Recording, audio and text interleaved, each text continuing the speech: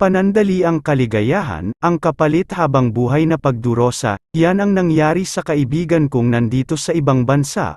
Hindi nakapagpigil sa sarili, nadala sa tukso.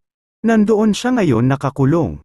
Dapat bago gawin, mag-isip-isip muna tayo ng maraming bisis, huwag pabigla-bigla, sumunod tayo sa batas nila dito. Dahil maraming bawal at pag lumabagkas batas nila at nahuli ka ang tindi ng parusa, tiyak pagsisihan mo ng habang buhay.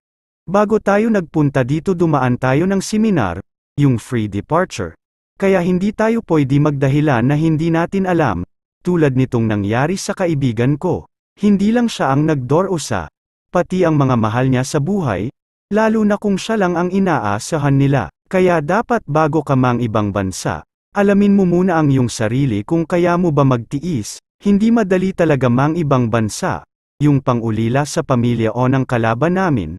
Kaya marami sa kababayan natin na hindi nakayanan, nakagawa ng mali, tandaan natin nasa huli ang pagsisisi, hindi yan katulad sa pelikula. Pag gusto pa natin manood, pwede natin i-rewind. Pero itong nangyari sa kaibigan ko kahit anong gawin niya, hindi na maibalik, nandyan na, kailangan mo pagdusahan, ayaw mo man at sa gusto wala kang magawa. Huli ng lahat, ang bigat pa naman ang parusa dito sa Saudi ang immoral na kasalanan.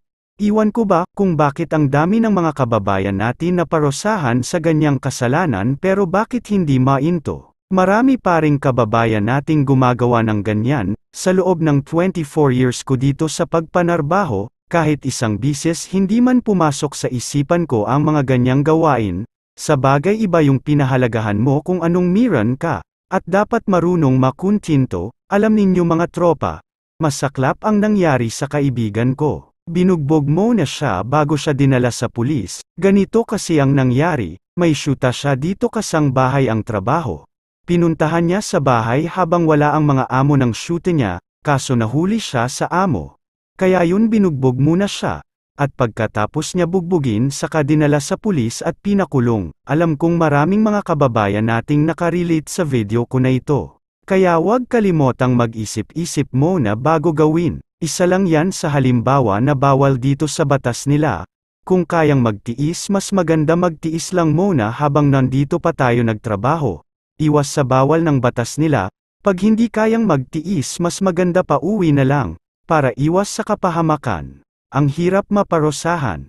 Lalo na hindi bansa natin ito. Ako nga, nakakapamasyal, may day off, pero nakakaramdam ng hirap, homesick at nababagot, paano pa kaya ng nakakulong? Mga tropa, sana itong video natin na nakakapolot tayo ng kaonting aral at sana nagustuhan ninyo sa sunod ko na namang upload ng video sa channel ko.